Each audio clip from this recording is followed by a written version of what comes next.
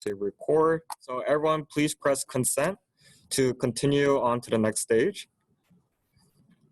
Okay, with that, I'm gonna go ahead and start recording. Thank you everyone for coming to week 5 of Utopia. This is going to be the last meeting for fall quarter 2020. We're still in preparations for how the future of Utopia will shape out to be for winter quarter. But as of right now, for the newcomers who are coming in today to learn more about who we are and what exactly we do and the format of our club, this meeting hopefully will be able to show a lot more and inform you guys to come join us on board for moving into winter quarter. So with that, there are new people. So if everyone could just introduce themselves individually. Let's see. June, how should we go about introductions? Who should go first?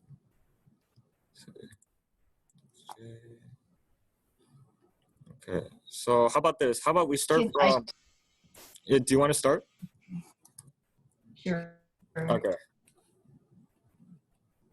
Hi, I'm June, currently a student at the University of Washington during informatics, and I'm really excited to have you guys, excited what kind of discussions we're gonna have, and please feel free to just, open and just for thoughts, because it's what Utopia is about.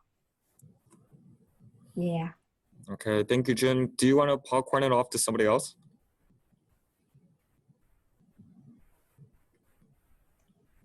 I'll take it. Okay. Hi everyone, my name is Edward. I co-founded Utopia with John back in March of this year. We thought that there was room for UW students to have political discourse. There was a lot of political division going on, and we would like to create a space for more diverse perspectives. I recently graduated from the University of Washington with a degree in finance and material science. I'm currently in between jobs and serving the National Guard as an officer candidate. That's all I have for now. Someone else introduce themselves. I'll go. I'm Farhana Azad. I'm a junior at UW, and this is in my first quarter with Utopia, and I'm just getting to know everyone, I guess. Cool. All right, the next person. Hi, good evening. Oh, I'm sorry. Did I cut you off? You go ahead. Good evening, everyone. So I'm a friend of Anne's, and Anne introduced me to UWtopia. I'm actually joining you guys from San Francisco. I'm a software engineer in Samsung. I graduated from UF with a master's degree in computer science. And yeah, I am also a social worker, a tech entrepreneur, and I'm just a literary enthusiast. So when I heard about this club, I was very excited to join in and see how it looks like. And yeah, this seems great because I felt like I might be the only person who's a non-student, but I look like a student. So yeah. Yeah, don't worry. We're definitely a club that's open for people from all demographics. So we're very incorporative of everybody. All right, so next person. I think Jay was about to go. Jay, if you want to introduce yourself. I'm Jay, and I know Ann from where she works. I'm one of her customers. She invited me to this, and she keeps telling me I should do it. So I did it last week. I don't know anything about blockchain though. I've got a master's in occupational health nursing. I haven't been a student or officially enrolled student for a really long time. I'm going to take a robotics class next quarter, so I will be a student. Sounds good, Jay. Thank you. Bugart or Isha, you guys can go next. I guess I can go. My name is Isha Jan. I am currently a junior at UW. I am pursuing a degree in political science and English. This is my first meeting here. I saw the description on the RSO directory and I thought that it would be really interesting, so I decided to join. Looking forward to getting to know all of you. All right, thank you, Isha. And finally, Bugart, can you introduce yourself?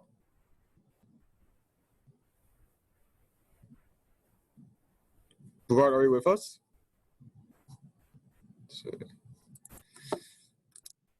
All right, so it seems like Bugart is not physically present, though remotely. Or Bugart, are you here with us? Seems like you unmuted yourself. Yes, my internet connection is unstable. Oh, okay. Can you hear me? Yes, we can hear you. So, what are we doing now? Introductions. Could you introduce yourself really quickly? Okay. Hi, my name is Bugart. I'm a sophomore at UW. I plan to major in computer science.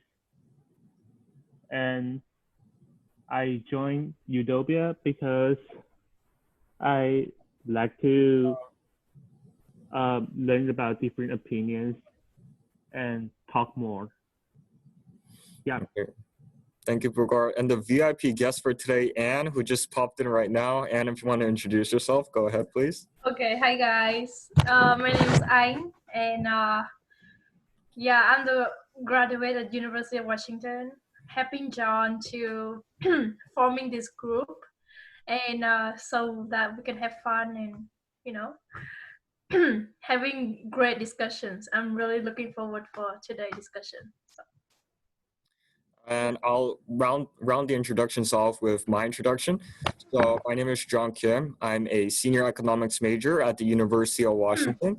So the reasonings behind why I decided to embark on this journey to found UWtopia is because sort of the lack in the current educational sphere for voices that are both nonpartisan and sort of looking for ways where we can incorporate policy solutions where both from the left and the right can work together. And I think sort of partisanship thinking really limits our ability to sort of go beyond our ideological limitations and being able to realize that, you know, it's not the left that holds the absolute truth or it's not the right that holds the absolute truth, but oftentimes where the solutions really come down to is sort of the equilibrium point between the two sides. And that's sort of where I was really inspired to start UWtopia. And yeah, with that, I am going to go ahead and start with the game show for UWtopia, which is sort of like the highlight for the reasonings why many of us come here today. So I'm going to go ahead and share my screen here. Let's see, share. Let's see. Actually, this is the UWtopia game show. All right, so I'm going to start. All right, so if everyone could log into Poll Everywhere, I believe you don't need an account as long as you just know what the ID is to join the game show. The ID here, as you can see here on the screen, is JK807. So I'm going to go ahead and give everyone time to log into Poll Everywhere right now. Can we have the link dropped into the chat or something? Yes, so I actually can't access the chat feature while I'm sharing the screen, so maybe Anne can share the link.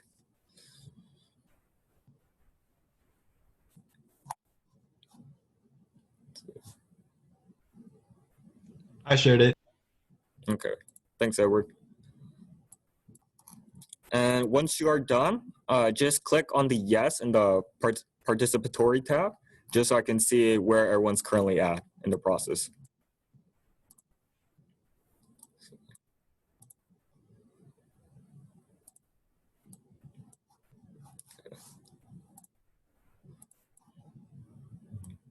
All right. Yeah, so from sort of what I'm hearing so far, we definitely do have people from both technical and non-technical background, and I'm assuming that Ashwin probably knows a bit more about blockchain digital currency than I do. So, oh no? All right, so we're going to go ahead and look forward to seeing, you know, who's going to be the top scorer for today's game show. I'm actually a cloud engineer. Cloud engineer, all right. But you probably know more than the average American citizen, you know, so yeah. All right, let's see. Let me check participatory tab. Seems like we still have, I think, 3 people who haven't clicked yes for being ready. Let's see. So Anne, Frana, and then Ashwin, Bugart, and Jay, if you guys are ready, just make sure to hit the yes, just so I can go ahead and start with the game show. I'm ready. It's just that my name is showing yes. Okay.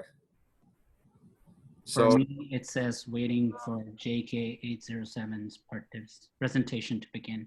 oh, okay. So I mean, yes, as in for the participatory tab on Zoom. So there's an option for you to press yes, and that's sort of where I'm verifying things from. We'll do that. Okay. Otherwise, if you guys are ready to go, Jay, are you ready? I'm getting waiting for you to start the activity. I didn't hear what you said to do. All right. Sounds good then. Seems like everyone's ready. So I'm gonna go ahead and start with the game show. So welcome to Utopia's game show, and this week's topic is going to be on digital currencies, blockchain, and democracy, question mark. So we're gonna go ahead and start with the first question, which is not a characteristic of blockchain technology. Here are your 4 answer choices: distributed, verification, immutable, or centralized. You have 8 seconds remaining.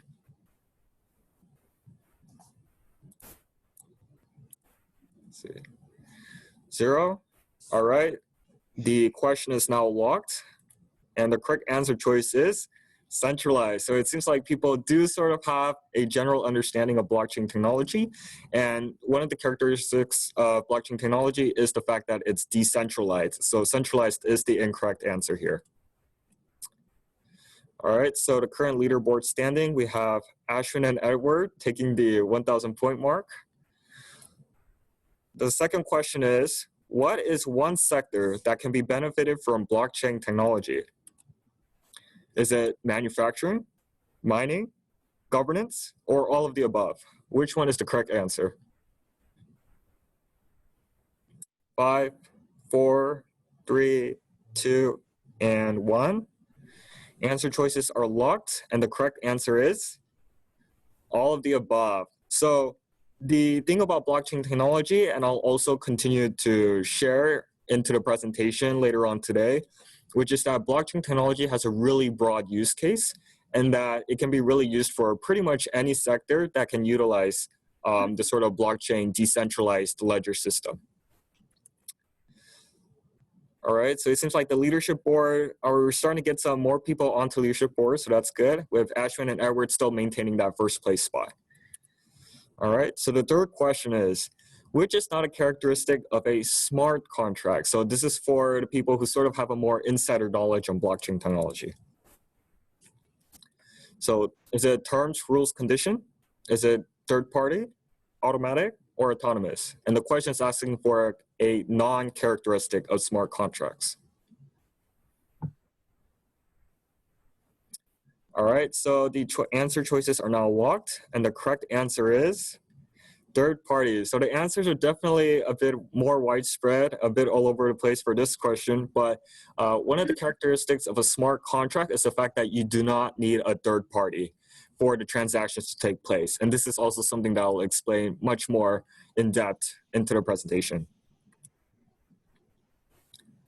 Okay, so NA, I have a lingering feeling I know who, actually, I'm gonna ask right now, who is NA? Nah, it's me. Yeah? Okay, moving forwards then. So the next question is asking for, what do the nodes in the blockchain technology store? Is it date and time of transaction, digitalized hand signature of user, public and private locks, or the hash of the next block? Which one of these answer choices is the correct answer? I messed up. All right, so poll is now locked, and the correct answer is date and time of transaction. So actually, the more you think about this question, the more you realize that if you really didn't overthink it, you would have realized the most obvious answer choice would have been date and time. So the nodes in the blockchain do store digital signatures, but they're not hand signatures. And it's not public and private locks, but it's public and private keys. And I'll sort of explain the difference between the two. And it's hashed at the previous block, not the next block that the nodes store. Wow, that's really technical. Okay, and I'll try to, again, I'm incorporating your feedback from last week, so I'm sort of trying to tone down my language. I'll try my best.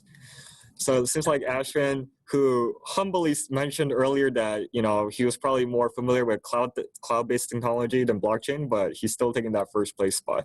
So we'll see if there's any upsets. The next question is asking, what is the word to describe the process of making Bitcoins? And this is much more of an easier question for everyone to answer. So is it mining, minting, blocking, or crushing? Which one of these verbs is the correct way to describe the process of making Bitcoin? All right, so the answer choices are locked, and the correct answer is mining. 100% answer response rate, which I was sort of anticipating, but it's really good to see that at least people have an understanding for what the sort of jargon behind creating Bitcoins is called. All right, so it seems like none of the positionings in the leaderboard has changed. So we're going to go on to the next question, which is, what is the main reason why blockchain is difficult to hack? This is a bit of a longer question, but hopefully you guys will realize just from looking at the answer choices, I'm asking for the main reason. So out of these answer choices, there's the main reason why it's difficult to hack. Okay, so the correct answer choice is updating all the copies inside ledgers. So I'm actually surprised to see that half of you guys voted for restrictive access. So again, I'll explain it later on, but the reason why it's difficult to hack is because of the fact that a modification to one node in the network has to be updated to all the other different copies in the rest of the network. So that's the reason why it's difficult to hack. Okay, Ashwin's starting to take a 300-point dominant lead in first place. So hopefully there are still a couple of questions remaining. So hopefully there will be a bit of a change in the leaderboard. All right. So this is sort of people who are keeping up, you know, with the up-to-date news on digital currency. So for market capitalization, which one is the #2 digital currency as of 2020? And you'll notice that I didn't put down Bitcoin because I have a feeling that, you know, people know what the #1 digital currency is, but this is asking for the #2 digital currency. So again, don't overthink this question. And the correct answer choice is Ethereum. So Ethereum is currently #2 right now, and I believe XRP, the last time I checked, it's around 4th or 5th place, I believe, with Tether being like 3rd place. Oh, did someone say something? Yeah, I have a stake in it, so. Oh, okay. Yeah, so that obviously helps. As again mentioned earlier, Ashwin probably has a comparative advantage to solving these questions. So let's see. So again, Ashwin's in first place, Edward second, and Anne in 3rd place. So this is much more of a question that doesn't require a technical basis, but this is a question asking for which of the 4 combinations does voting fall under? Because we are going to be talking about democracy in the presentation. So is voting public and open? Is it public and closed? Is it private and open? Or is it private and closed? Which one of these combinations make the most sense for voting? Okay. All right, and the correct answer choice is public and closed. So the answer choices are a bit all over the place for this one, but the reason why the answer choice might not be public and open is because of the fact that if you think about our voting systems, only eligible voters, such as people over the age of 18 or people who are currently who are not formally incarcerated or individuals who have voting privileges. And so that's why it's important that the voting process is public, such that public society can see who's currently in the lead in the polls in terms of who's going to be the next president of the United States. But there also needs to be a closed component such that not just everyone can vote in the American election process. So the correct answer choice is public and closed. Okay, seems like sort of the standings are starting to be more determined, but there are a few questions remaining, so we'll see. The next question is asking, which of the following nations is investing the most in blockchain technology? And for the people who are with Utopia for the past few meetings, you guys will probably tell right away which one the correct answer choice is. But the answer choice here is United States, United Arab Emirates, Russia, and China. So which one of these nations is investing the most in blockchain technology? All right, 3, 2, 1, 0. And the correct answer choice is, surprise, surprise, it is China. So people who, were in our past meetings realized that sort of what the topics that I discussed about, they are primarily United States centric, but there's also a component where China is trying to be a competitor in all things that the United States is trying to get good at or trying to become good at. And so China right now is currently one of the largest investors, if not the largest, in blockchain technology. Okay, so Edward actually surpassed Ashwin in a major turn of events. So we're gonna see, this is actually the last question. So this is going to finalize your standings in the leaderboard. So the question that I'm asking is, what is the current price of Bitcoin as of today? So this is for people who keep up with a little bit of, cryptocurrency markets. Is it $10,166, $11,324, $16,327, or $19,260? And just think about this in terms of the COVID-19 pandemic and where cryptocurrency lies in comparison to the dollar. So the correct answer choice is $16,327. So clearly 57% of you guys don't keep up with the fact that Bitcoin has risen considerably over the course of this pandemic. And $90,260 was the peak, I think, back in December 15 of 2017. So right now, currently the price is at $16,327. All right, so with that, the final leaderboard standing goes to Edward in first place, Ashwin in second, and Anne in third place. So Anne, if you can actually tally up the points, if you have the point spreadsheet with you right now, we can announce the winners for the final prizes. Yep. Oh, for the first time in forever, I finally won in the third place. Okay. Oh wait, I think I might have accidentally closed off. Luckily I remember. So I think it was Edward was in first place, Ashwin was in second, and you were in third. Yeah, I got it. You got it? Okay, Yeah. actually, because what I wanted to do this meeting was sort of announce who the winners for the grand prizes are. So if you can see who has the most amount of points. Yeah, I'm going to calculate right now. Okay. Oh, so you want to announce the person right now? Or because I don't know. It might be the case that people can leave a bit early because I'm trying to think about, depending on how long the presentation is going to be, because I've tried to simplify it down as the best of my abilities as I can, but I have a feeling that the meeting might end around 6:15 to 6:30-ish, around that time period. Hold on, then. Or we can make the announcements in the Slack page, so that can work as well. Let's see if we have some time left in the end so we can announce it. So I'm just All right, sounds good, Anne. All right, we're gonna go ahead with the presentation.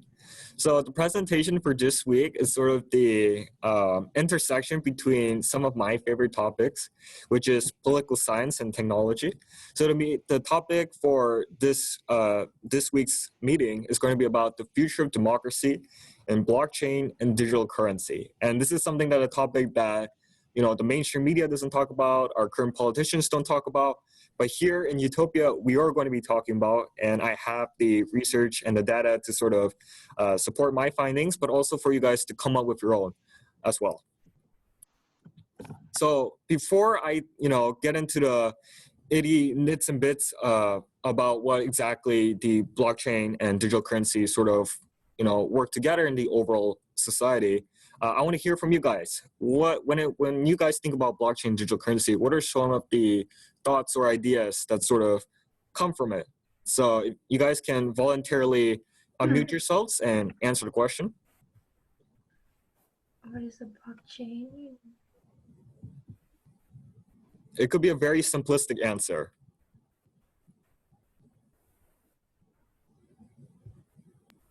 So, to my understanding, blockchain technology really took off with Bitcoin. And the whole idea of Bitcoin was that it wanted a more secure and more convenient way to represent gold. Gold has traditionally been a store of value. and they wanted to be a I think the creator of Bitcoin was called Satoshi something, and his white paper got a lot of renown. Bitcoin took off as a currency, but the blockchain technology behind Bitcoin, which is like a verification process of source that's decentralized, and it takes up a computing resource of whatever device you're using, makes it a more reliable currency than physical gold. But of course, there's technology requirements. Okay, so I realized that if Edward keeps speaking, he's going to start drawing away material from the presentation we're going to be covering. So that was pretty comprehensive. Anybody else who has the answer to this question? And again, it doesn't have to be the complete, sort of comprehensive explanation that Edward just gave us, but it can be also very simplistic. When I think of digital currency, I think of Bitcoins, for example. That could be an answer. Like I'm not looking for like a very specific answer. I think blockchain is more of a distributed record ledger keeping system, and it's sort of secure in a way that information or transactions are maintained and over that network of computers, like if you consider each end computer to be a node, and if it's like a network of nodes, each node maintains the copy of the entire blockchain, which means if you think about it as one transaction per block, and it's a chain of blocks. That's it. So actually, that's a really great explanation. It sort of ties into what I'm going to be talking with, just the fact that digital cryptocurrency is not everything that blockchain encompasses, but blockchain is much more, as Ashwin said, the distributed ledger system, which sort of enforces transactions through, peer-to-peer networking, right? Let's see. So I know that Isha, you were very passionate about coming to our meetings. Do you sort of have like a grasp or a take on what blockchain or digital currency is about? Well, I'm actually not too educated on the technical aspects of this. So I think that, I don't know, I'm learning a lot just by listening, but really I've only been acquainted with Bitcoin at this point, just because it's the most well-known form of digital currency. I didn't really know that there was so much that went into it. So I'm learning a lot. Thank you. Yeah, and that's a perfect answer too. And those are the sorts of answers that I'm also looking for as well, which is the fact that, honestly, I don't know too much about digital currency or blockchain technology, and sort of what I understand right now is Bitcoins. And sort of what that tells me, and what should be telling for everybody else, is that we need to do much more of a conscious effort to educate everyday citizens on this important technology that's going to be very imperative to the future growth of our economy in the future. And so that's very good that Isha brought that up, which is the fact that she doesn't know too much about it, but she's willing to learn more about it. And I think that's really great. Anybody else who's interested in raising their voices and talking about what blockchain digital currency is about? The only thing I know about Bitcoins is like they have a big crash in Bitcoins. Like I think like a couple years ago, if someone they use like mining a Bitcoin, and it's worth one Bitcoin is worth like thousand of dollars, and then all in a sudden it get crashed. And yeah, that's just what I know about Bitcoins. That I know that it has is overvalued, like at one point of a time is being overvalued, the currency, and then it bursted. Yeah. Okay, so I'll give you a one word to summarize that, which is volatility.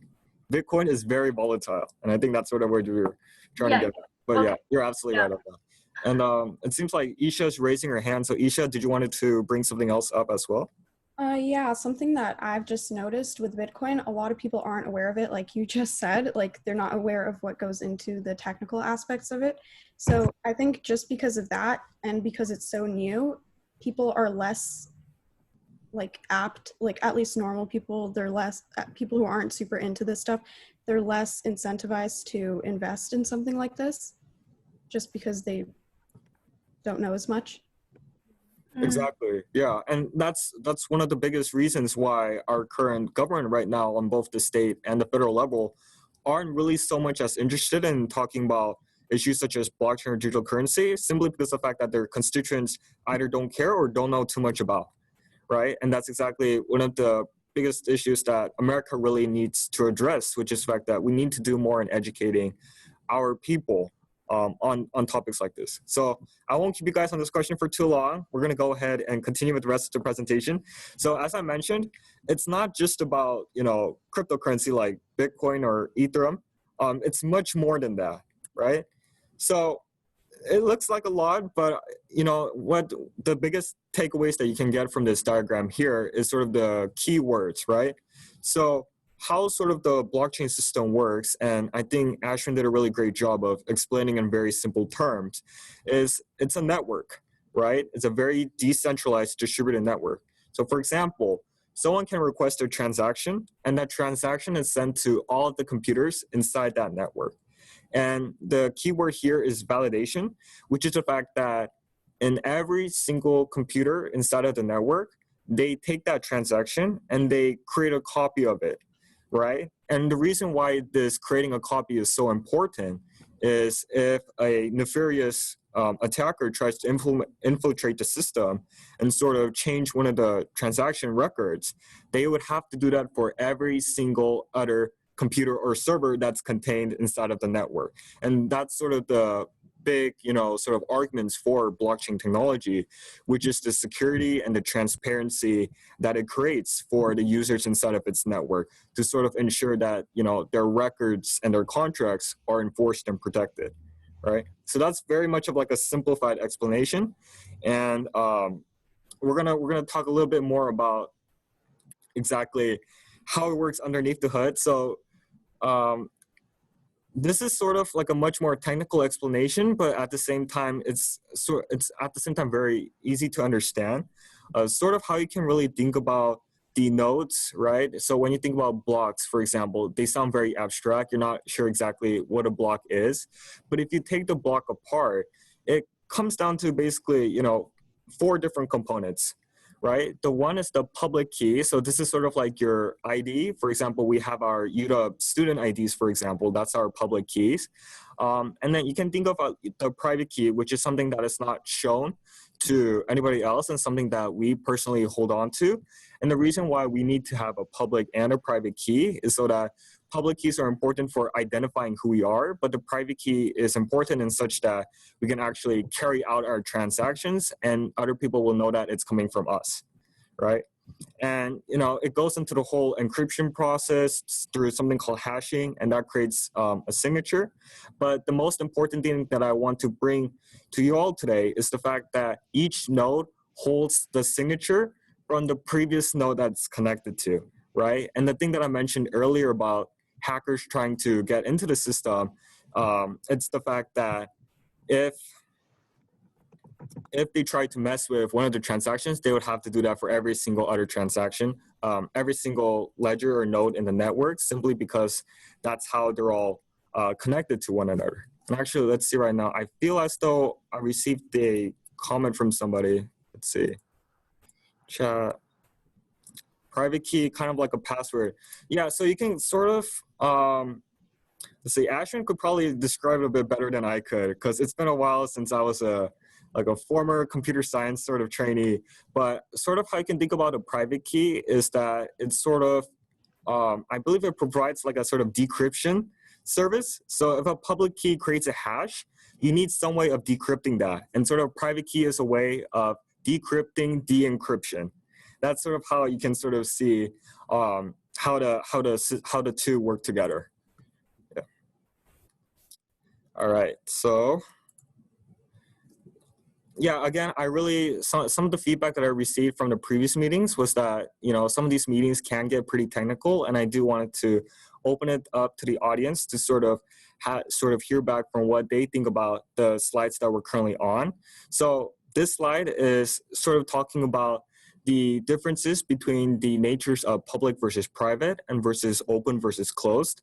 So where currencies sort of currently lie is in the public and open space, where it's important that we have the sort of transparency that we have, and also the ability for people to freely enter into the sort of cryptocurrency blockchain network. And so that's why the biggest characteristics for it is the public and the open component for it. And you can see how it's different for voting, where it needs to be public and closed.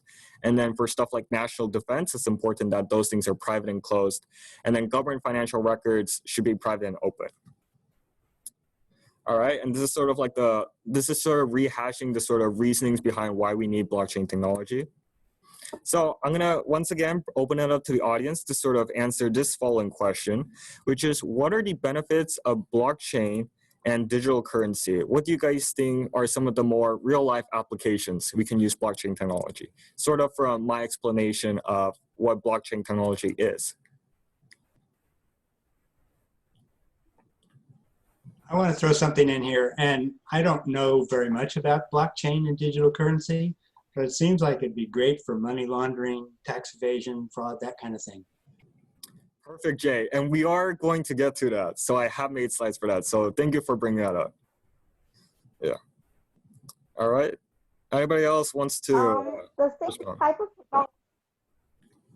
same type of technology can be used to protect your personal records, like your credit report companies. I know for a fact that Equifax had that big hack where a lot of user data was taken and spread out all over.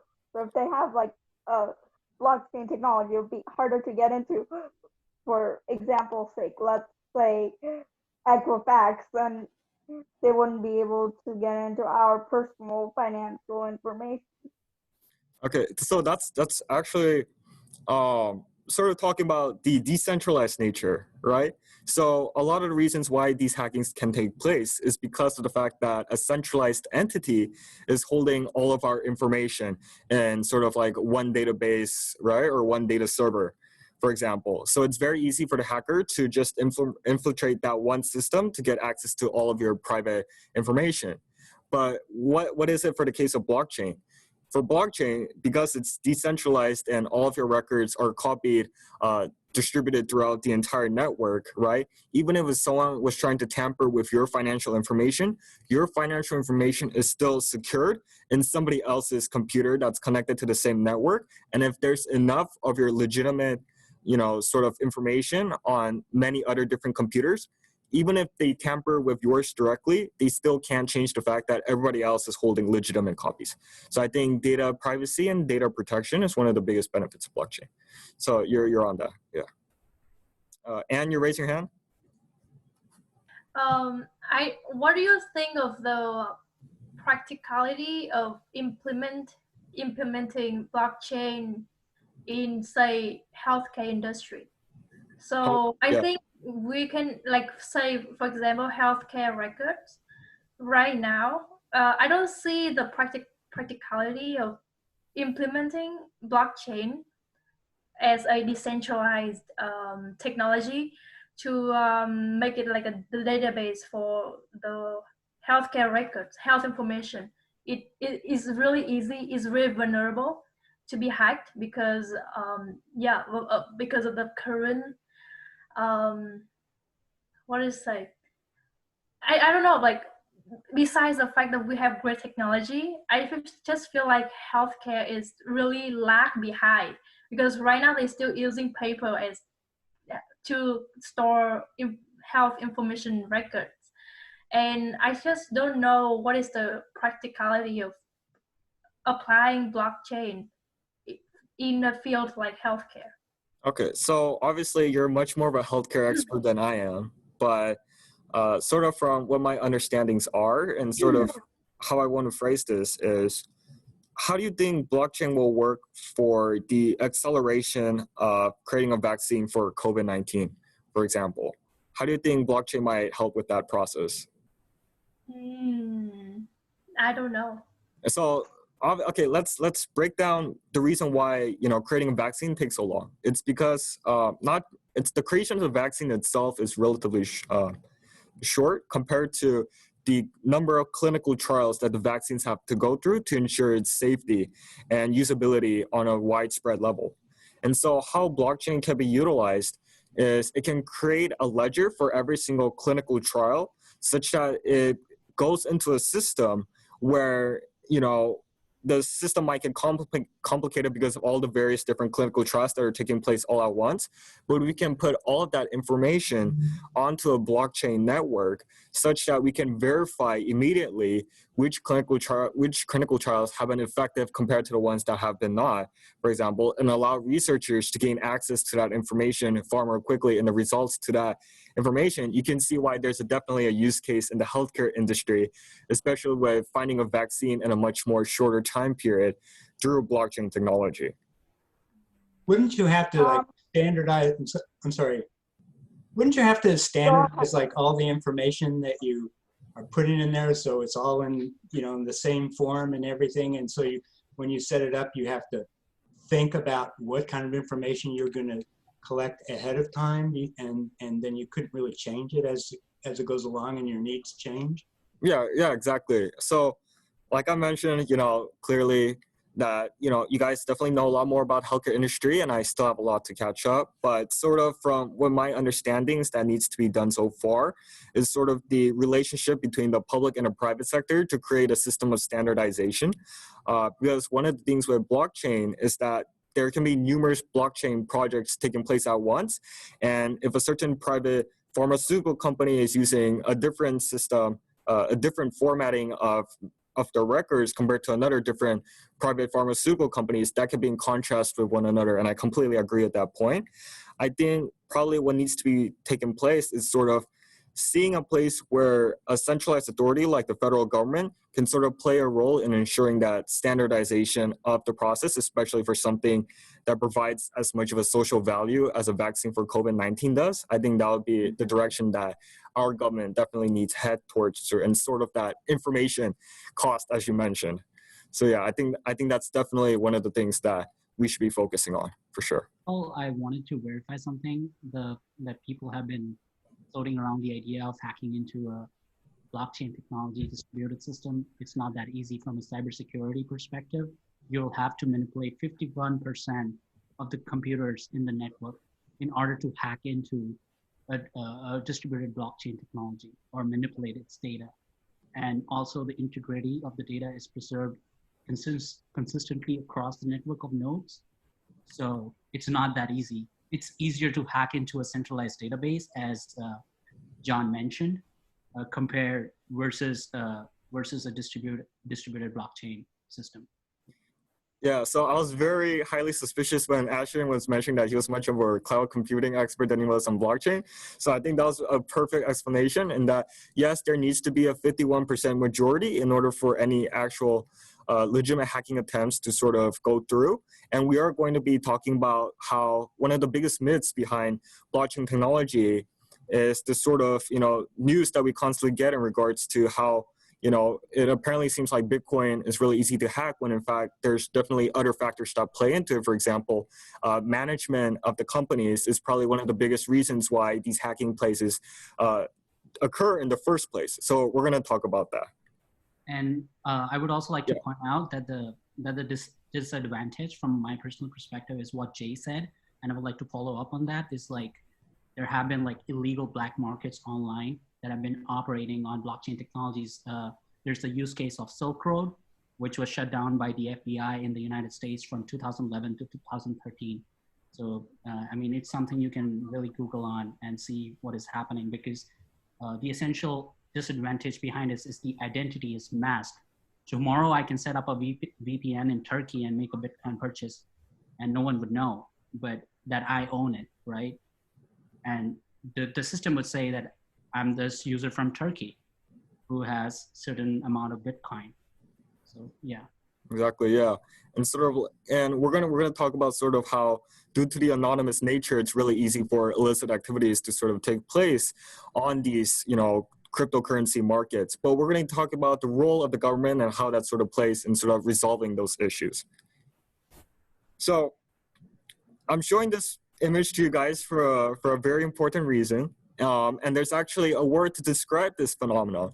So does anyone happen to know what word, can be best used to describe this? It's a biology term, the bottleneck effect.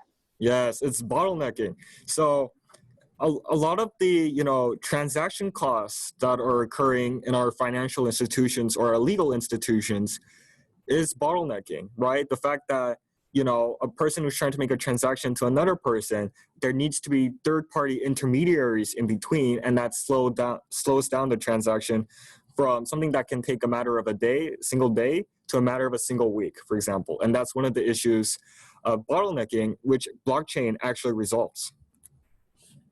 So again, I should have probably put this slide at the very beginning before I talked about the technical ways that blockchain actually works and is implemented.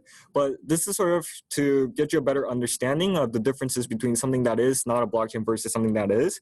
And the key words that I really want to have you guys take away from this presentation is the fact that it's distributed and the fact that it's decentralized. So there's no central authority making sort of the rules and the protocols for determining who gets what amount of whatever good is being traded on the network, as well as the fact that it's distributed so everybody else holds the same amount of stakes in that system. Okay. So again, I mentioned smart contract in one of the game shows, and this is sort of how a smart contract will work. Is a traditional contract requires that there be a third party. For example, you can think about our district courts or our appellate courts or our Supreme Court in terms of enforcing our contracts. But in the case for smart contracts, sort of where the differences lies at is it's sort of like a mixture between software and hardware, such that you can have a hardware sensor sort of determining whether a transaction has gone through, right? And that sends a signal to the software part where the software can then verify that the contract terms have been executed. So for example, if I was to sell oranges to Frana and I would say, I made the shipment to you, we made a contract about that. The moment the oranges land in front of Frana's front door, the hardware sensor can sort of detect that the oranges have been delivered, and through a software process, it can then say that this contract has been executed. So that's sort of like the sort of simplified explanation for what a smart contract is. Right, and again, we're going to go through sort of what exactly the role that government can play, but sort of understanding where it can play in our government system. You can think about taxations. So if you think about tax evasions and the fact that we have tax havens for the wealthy elite in our country who sort of stores away their wealth to sort of avoid paying the income tax rates or the corporate tax rates on whatever income or wealth that they have. Sort of what blockchain can do is make sure that everybody is held accountable to the same standards, such that everyone's paying their fair share of taxes. So that's one way of using blockchain technology. There's also use cases for legal enforcement, legislative records, bills and payments, welfare, IDs, healthcare, cybersecurity, and then cyber protection, and then security and safety. So we're going to talk about decentralization and democratization in the political, economic, and social landscape. But before I go into the rest of the presentation, I want to, again, open it up to you guys to sort of talk about how can blockchain technology democratize our political, economic, and social landscape? What are sort of like your guys' thoughts so far? Well, I was wondering a little bit about the success rate that there is with this type of technology. Like, how do we know that it's going to do just as good as a job as a centralized authority could? And will it be doing as good of a job if it's not humans directly like looking over every single one of these things? Like you said, a third party is a way to double check that these transactions are going through. Can technology effectively match up to that? Right, and I think that really, so you bring up a pretty good point, which is efficiency, right? So is the current system that we're having today better than the sort of future that we can visualize using blockchain technology and getting rid of intermediaries altogether? Yeah, that's definitely a very difficult question for me to answer, because obviously I can't look into the future and sort of see how our future is going to shape and turn out to be like. But I think what, sort of the questions that we need to be asked today is there a solution to sort of the money laundering that's going on in our financial institutions? Is there something we can do about the fact that incumbents are reelected to congressional positions due to the fact that they're receiving corporate PAC monies or contributions from wealthy individuals and special interests versus challengers who sincerely care about their constituents and really want to do more to reshape sort of the political landscapes in their local communities, but can't do so because they don't have the capital resources in order to be able to do that. So there's definitely a bit of like a contradiction between the critics who are going to say, you know, I think the current system we have now, it's going to be much more stable. You know, we have this system for hundreds of years. We should still continue to go in this direction. Or people who are much more on the progressive level are going to say, you know, sometimes we need infrastructural change such that we can address some of these issues we've had for too long. So that doesn't directly answer your question, Isha, but hopefully that sort of gives you a better understanding of maybe, you know, this is the way that blockchain can be used to sort of transform our society. Yeah, thank you. So I think Ashwin raised his hand. Ashwin, do you want to contribute or add anything? Yeah, so personally, I feel, as you said, I'm on the progressive side, and I feel like it's going to have severe political repercussions all around the world, not just in the United States, because like there's so much lobbying and money splurged into elections, and you know all that money is undocumented and untaxed. So as you said earlier, there's a combination of public and open system where it can be known that how many politicians have how many Bitcoin actually, because it's going to be on public record. And I think that's that's just brilliant. Like you will just know all the assets of this particular politician, and there can not be any illegitimate acquiring of, you know, assets or something like that. Exactly. But that is only if there's like a system-wide recognition of incorporating blockchain everywhere, and not have a centralized bank like in India it's called RBI. I don't know what it's called here in the US. There's like a centralized bank to regulate currency value. Sorry? The US Federal Reserve, I think, is the only one that we know of. Right. So yeah, I mean, having a centralized system, it puts pressure on poorer countries. So actually this is a way of empowering those countries that don't have the infrastructure to sort of uphold their currency value, because the US controls the currency, like monopolizes on the currency market. Not just the US, even China does it. So yeah. Yeah, exactly. And this is something that I'm saying because I have a much more of a stronger grasp of understanding, is the fact that the US dollar is the reserve currency for many of the countries around the world, and sort of the value of the US currency can often be tied to the domestic currencies in a lot of these developing countries. And that really impacts trade, which, you know, a lot of these countries really depend upon to grow and develop their country to become eventually one day a developed country. So, you know, empowering these countries to have a domestic currency of their own that they can have full autonomous control over, I think that would be really great in sort of transforming the global landscape, right? And I think, Frana, you raised your hand as well. Did you want to add something as well? I had a question. Sure. So this election, it took us 7, 8 days to get every state counted. Can blockchain system be applied in voting to reduce any questionable vote counts and ballots received? Okay. Like, there still are claims of voter fraud and illegal voting. Yeah, so to answer your question, I think one of the issues that were brought up a lot, especially by the Republican Party this election, was just exactly how credible these mail-in ballots are, right? And I think that, you know, there's arguments definitely made for both sides, because I can definitely see how there are a certain number of mail-in ballots that may not be coming from authentic sources, but perhaps a vast majority of these mail-in ballots are, and therefore they should be counted. So there's definitely arguments on both sides to be made for that. How blockchain would probably work, from the way that I envision it, is sort of by, so blockchain, it's not just about financial transactions. Blockchain also has your own public ID, right, as I mentioned earlier, and a private key to ensure that only you have the access to your account, for example, kind of like a password. So if anyone was to actually vote, right, only that individual knows their public and their private keys to be then able to log in into the ledger system, right, and being able to vote through that system. And as I mentioned earlier, it's very important that voting has a public component, but also a closed component as well, such that we don't get people. And I think a lot of these conservatives were very skeptic about was, what if there are people who are clearly voting on the behalf of somebody else or on the behalf of someone who may be deceased already?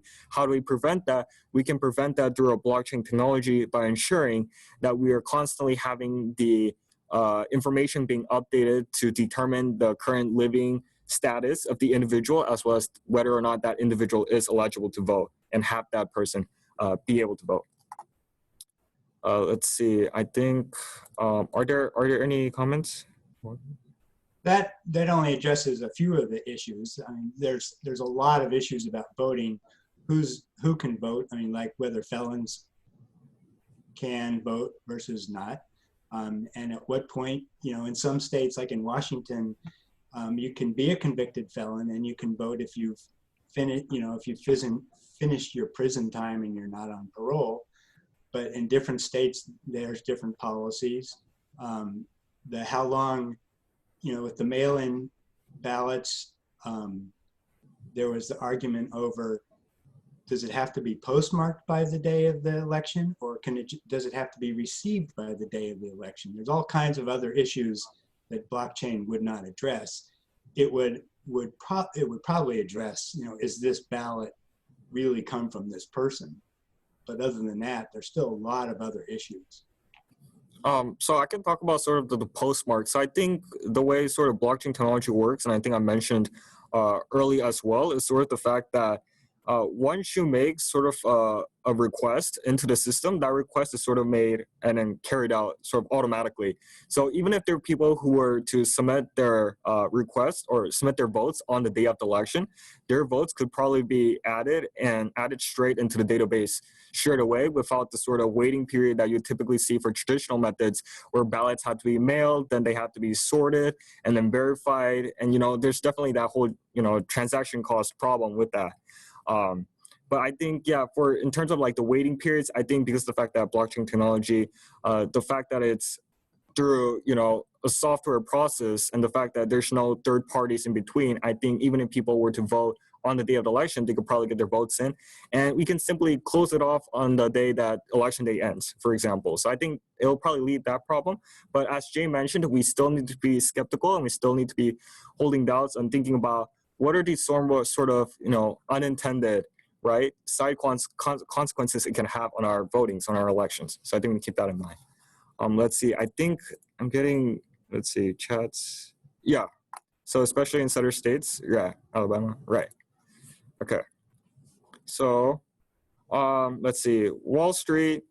No, actually, I wanted to get to the rest of the presentation and also make sure that everybody, you know, has time after the presentation to do more discussion if they want to. But this picture is basically to show that we may come to a point where we no longer need Wall Street, as radical and disruptive as that sounds.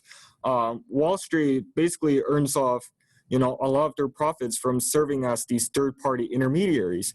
And if blockchain sort of, you know, overrides sort of what their functionings do, in that we sort of don't need these institutions in place to be able to send and receive money from party to party, or to be able to trade on the stock market, or to be able to invest in businesses and corporations, then we might no longer have to see a reality where we need to think about whether or not Wall Street is in conflict with Main Street, right? I think that's one of the arguments that can be made.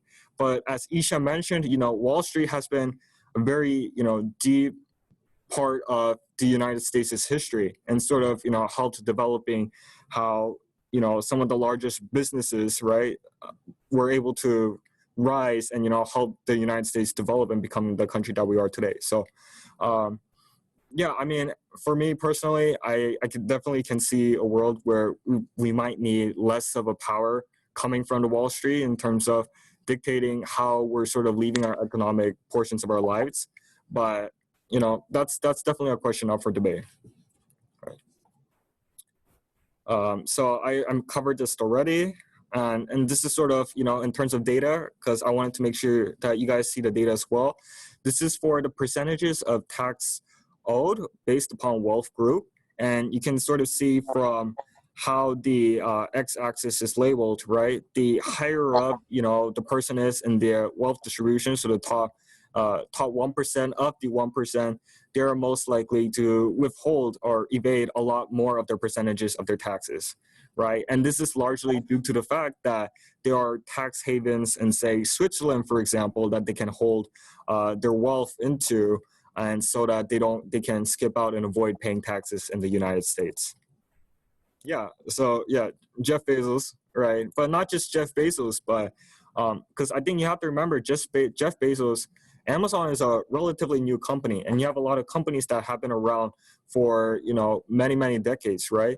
So you're thinking about CEOs of, say, like Goldman Sachs or JP Morgan. You're also thinking about politicians who are receiving a lot of these, you know, corporate PAC monies, as well as, you know, founders of maybe big tech companies, right? A lot of these players are playing, you know, or are contributing to the fact that a large percentage of our tax money is going overseas rather than being reinvested into our economy, into creating more jobs and, you know, sort of seeing an economic boom rather than sort of being put to, you know, no use somewhere else.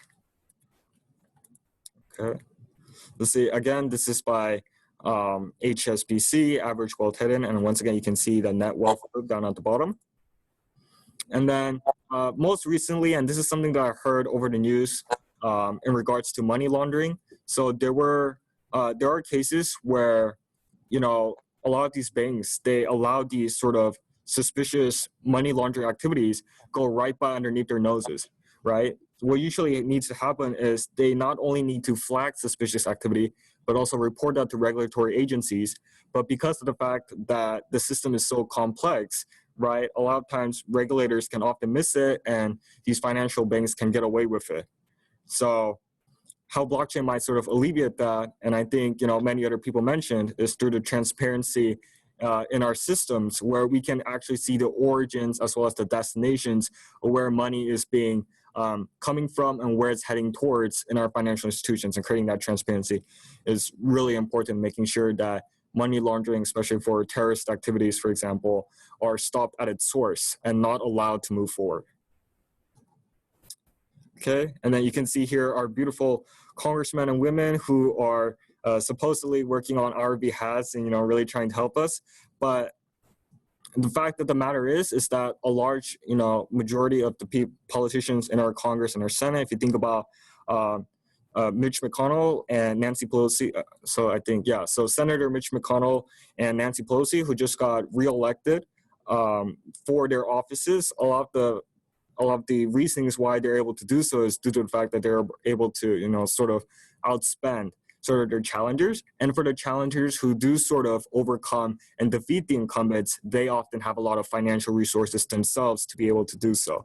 And so we need to think about ways we can have transparency and accountability in our election system, not just for our presidents, but also for our state representatives, to ensure that, you know, challengers who don't have quite the same amount of capital resources have an equal footing in being able to win the election if they have the right policies and the right, you know, outreach to their constituents. What does that have to do with blockchain? So the way that blockchain would probably work is if we can create, as I mentioned, a public and a closed system, such that not only can we see who the incumbents are directly receiving their money from, which is something that we can already kind of do today, but for the challengers who sort of having a hard time difficulty raising capital, what blockchain technology can do is it makes it easier for them to receive crowdsourced fundings for their campaigns, especially in this sort of digital world that we're living in. If a candidate can leverage their digital platforms to reach a larger number of people, and through, you know, digital currency, they can receive donations through the blockchain network and being able to use that funding for their campaigns to be able to go up against incumbents. And that sort of equalizes the playing field between challengers and incumbents in regards to the capital aspect. Why would people give them money more now than they are? I mean, why would the distribution change? I don't see how that's going to affect the distribution of who gets which money. I think for me personally, when I sort of look at the Democratic sort of the way that the DNC were sort of choosing their Democratic candidates, for me personally, I saw a lot of potential in Andrew Yang, who really had a really great platform on UBI, for example, and the fact that the role of automation that plays in, you know, the loss of manufacturing jobs, and not just you know, immigration, but you know, automation is really the big key contributor behind the losses in manufacturing jobs. But Andrew Yang wasn't able to sort of get, you know, as much of the leverage and the political clout as, say, someone like Joe Biden and Kamala Harris might have. I think it's really important that we're sort of creating a blockchain system where it makes it easier for individuals, such as myself, who want to be able to donate directly to these political candidates to sort of help them, you know, sort of gain traction, all right, and actually becoming a actual legitimate contestant in the race. I think that's sort of the way that I can see it. But again, if you need me to elaborate or explain more on that, I'll be more than happy to do that.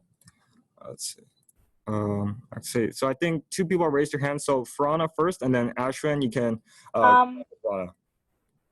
I did not raise my hand. Oh, okay. So Ashwin, did you want to raise something up? Yeah, I think I want to answer Jay's question more.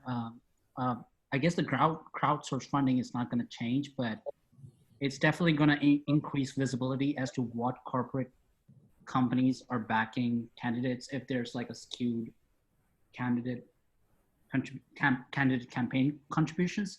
And it might also help us realize, okay, there's some sort of lobbying going on legislation with these corporate companies backing certain candidates, and these candidates are the ones who are pushing legislation in the direction that's going to benefit those specific lobbies. So I feel like House of Cards would be solved by blockchain in like one season. Like House of Cards, if that blockchain, and if anyone has watched House of Cards, I don't. That's the only way they can understand the reference. But yeah. Yeah. So I think Ashton sort of articulated a bit better than I have in sort of answering Jay's question, which is the fact that it's not necessarily about, let's say, yeah. So I think, let's see, I'm trying to, what's probably the best way to sort of explain it? I think it's very important that for those who do have a legitimate platform and don't want to win the election by receiving corporate PAC money, that they're given sort of an alternative pathway around that through sort of allowing these crowdsourcing avenues through digital currency fundings to sort of allow them to at least be able to partially match the sort of spending that incumbents are doing. Yeah, and I'm not saying this to like endorse Andrew Yang's campaign or anything like that, because I can tell, Jay, that you have quite the opinion on Andrew Yang. But this is not just for Andrew Yang, but for, you know, a lot of the people, because I know that there might come a point in time in my life where I definitely want to run for office in my home state as well. And just the fact that I have to run up against an incumbent who has a lot more capital resources and network effects than I do, I know that at least through blockchain technology, if I can at least be able to reach the hearts and minds of the people that I'm trying to win votes from, they are more likely to send the digital currencies towards my direction, such that we don't have a government that's, you know, governed by special interest and corporate PAC money, but a government that actually works for people and the individuals. So that might be a radical idea. I don't know for sure, but that's sort of the basis for my reasoning and logic. Yeah. To me, what you're saying seems like the gun debate and the people who get funded by NRA.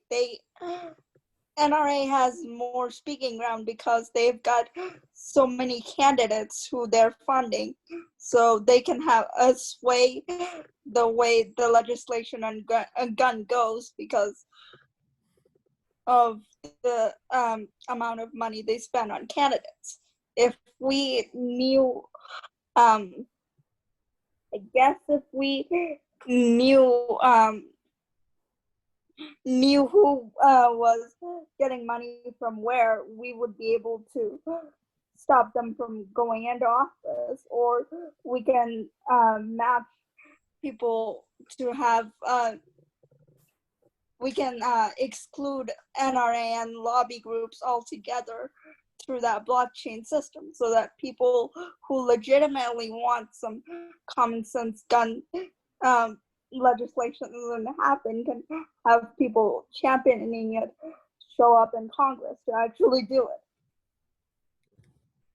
So I want to add on to that, but just real quickly, since it is 6:16, what I'm going to do is actually, let me see how many slides. So yeah, we were going to be talking about the downsides and the sort of role of government, but I think, okay, so we can probably, all right, so we can probably go from here. I'm probably going to end the meeting closely around 6:30, but for people who are probably, you know, expecting to stay around until 6:15, you can go ahead and exit the meeting. But actually, something that I wanted to do first was actually, Jay, sort of, did our responses sort of, you know, address some of the doubts or concerns that you had about the whole, you know, raising campaign funding, or there's something that you still want to know more about? I'm completely unconvinced. Okay, that's completely fine. And once again, I think, and I'm very apologetic towards Jay for mentioning Andrew Yang again, but one of the ideas that he did bring up was something called lobby dollars. So lobby dollars are completely separate from regular US dollars. And what we can do is ensure that every American citizen has a set amount of lobbying dollars that they can spend on the lobbying organization of their choice. And I think that's a really great way of sort of taking the lobbying concentration away from corporations and more into the hands of individuals who now actually have an incentive and a reasoning to have a more of a stake in sort of determining which lobbying organizations do get heard in Congress. So that's another way of thinking about it. Let me give you a concrete example of just the opposite. So Seattle City Council had, on the last election we had, every voter was given $100 worth of not checks, but certificates, and they could donate those to any candidate they wanted to. They could divide up among, you know, they were given $25 each. They could give them to 4 different candidates. They'd give them all to one candidate, whatever they wanted to do with that $100. Okay, and I don't remember exactly how much, but it was a reasonable amount of money in the campaign. But then not long before the actual election, Amazon came in and spent and threw multiples of what all those certificates was, and they spent it independently. They didn't give it to a candidate. They spent it independently, so they could put on ads, and they could send mailers, and they could have TV things, and they could have, you know, ads on the web and all those kind of things. But you know, that's what Andrew Yang's system was supposed to prevent. And here's an example of the systems in place, and it was just the opposite. Okay, so I wanted to clarify. So the money that the government hand out is the US dollar. Am I correct on that? It wasn't some sort of like digital currency that the state government decided to create just for that sole purpose? They were certificates worth $25. Right, and you're saying Amazon, they weren't actual dollars. Okay, so Amazon somehow embarked on a marketing campaign to sort of persuade the vote, so the certificates ultimately ended up being not serving of its purpose? They were buried in Amazon. I mean, there was so much more money than Amazon had that the certificates didn't mean anything. And you know, unless you start taking away the ability of these independent expenditures, and that doesn't really have anything to do with blockchain and digital currencies. You're gonna have, I mean, those do not solve that problem. Right. So I'll definitely incorporate that. And, I'm not obviously going to come up with, every single possible way of addressing issues. And I think that's something that I need definitely a lot of time and consideration to think over. But yeah, so there's definitely, I can see it now where even if you have sort of specialized currency designated for a certain purpose, the fact of the matter is that if there's still the US dollar and the US dollar is still concentrated in the hands of the few, then that's going to mean a lot more than any amount of certificate dollars that the government hands out to people. So I can definitely understand that point. And I can definitely see why it also doesn't make sense to sort of derive big corporations of that power to sort of spend their capital in the way that they see fit. So yeah, I'll definitely think more about it. Thank you, Jay, for bringing that up. Let's see. I think there's chat. All right. Yeah. Okay.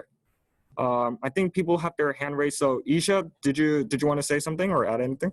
Yeah, I was just going to clarify. So was Andrew Yang's policy suggestion to give money to lobbyists that way, or money to people that way people could just decide where the money would go towards lobbyists? That way there's like a more popular decision versus just a couple of corporations throwing their money.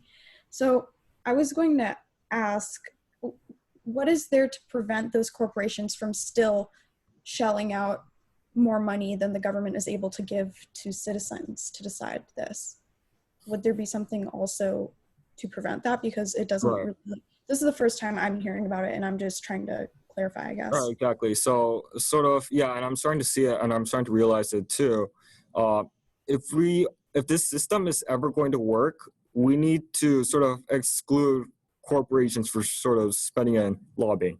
And, even probably like the most progressive, politician out there will probably sort of go against the idea because it sort of takes away the right of free speech. And I think it was the case, it's like United States citizens or something along those lines. There's a case where, a corporation has free speech rights as any American individuals. And so that's actually, I believe it's, so if it's confirmed by the Supreme Court, I think it's one of like the constitutional rights that corporations sort of have to free speech.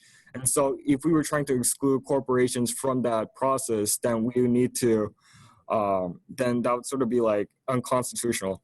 So I think so too, actually. I think that the point of having pluralism is so that people, and I mean corporations too, just because of what you just brought up, but so that they could decide what ideas become dominant in that sphere of, I guess, discourse, right? Yeah. So I think this is really great that we're having this discussion right now. And this is sort of the reason why I wanted Utopia to exist in the first place, is that we can engage in sort of these, public discourses with one another, and also to be able to question the sort of logic and rationalities that, other people's arguments may have. And for example, I'm learning a lot from you guys currently in terms of what are, the more sort of foreseeable downsides to having lobbying dollars being placed, because as long as the US dollar is going to exist, big corporations can simply either, one, market to these people to sort of appeal to them to spend their lobbying dollars in a certain manner, or two, sort of try to exclude corporations, but that takes away their constitutional right to free speech. So yeah, there's definitely two different components to that. So yeah, thank you everyone for bringing that up. I'm going to try to finalize the slides, so everyone hold on. We're almost done here. The presentation is almost finished. Right now, currently, this is where the government currently stands in the United States regarding blockchain technology is in regards to sort of regulatory uncertainty. So this is, the title says it's the global finance executive's view on blockchain challenges. And one of the challenges currently right now, if we're ever going to see institutional adoptions of blockchain technology, is the regulatory uncertainty. And as you guys mentioned, because of the fact that a lot of our incumbent politicians sort of, rely heavily upon this traditional mechanism of raising campaign fundings from these certain groups, it's very unlikely that we're going to see drastic, changes anytime near in the future for blockchain technology to be used in our political system, although it might be easier to do so for perhaps our economic or social systems. That might be a different story. So you guys can clearly see here that regular uncertainty is a big blockchain challenge. And the fact that, we have 50 states, and because the United States, just like blockchain technology itself, has, a decentralized component to it. So in every state right now, they're sort of all across the spectrum in terms of adoptions of blockchain technology. And for me right now, what I'm trying to do is sort of see what Washington legislators are doing in terms of blockchain technology. And the fact of the matter is that it's not one of their top priorities. And that's in consideration of the fact that many other states are doing comparably less than the state of Washington to adopt blockchain technology and foster the regulatory environment for that. So this is to sort of give you guys a better understanding. And then this is currently where the rest of the world is currently at. As I mentioned in the game show earlier, right now the number of global blockchain patent applications in 2019, the top companies are all from China. So Alibaba, Tencent, Ping An Group, right now, all three are from China. And I think Xi Jinping mentioned in one of his open addresses to his people is that China is trying to become one of the front runners in innovations for artificial intelligence, automation, and including blockchain technology as well. And that makes me concerned as a United States citizen in that, I feel like we're so preoccupied with the same issues that we've been having for so many years. And we're sort of, in this cycle, this vicious cycle of constantly going back and forth between the same old issues. When you're seeing, a country like China, they're being so innovative with their technology and they're already adopting sort of a new future. They're sort of, trying to realize that new future while the United States is sort of falling behind on that. I want to do something more about it. I want to see if I can, be in a position where I'm able to speak out and voice out, the call for having blockchain, maybe not in our political system, but at least in our economic system, to sort of reduce transaction costs, to make sure that every individual has, the access to the capital resources. Those are sort of like the basis for my arguments and for my presentation. And this is actually the last slide. So if anybody else has any thoughts, concerns, advice that they want to give me or to anybody else in this meeting right now, please go ahead and feel free to do so.